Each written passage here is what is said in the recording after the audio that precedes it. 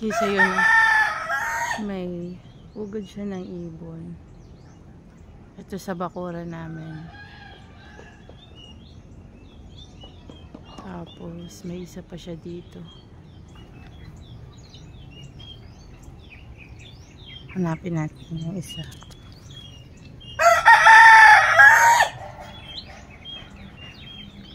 Ayun.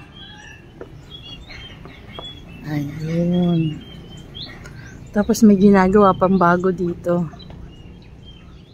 Isa pang pugad ng ibon dito. Ayun o. Ginagawa pa lang. Yan ang may-ari ng ibon. Ng pugad. Sorry guys, pugad. Sila yung gumagawa ng pugad. Yung ibon na yan.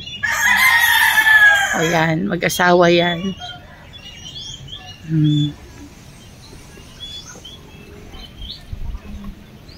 Ang ganda, no?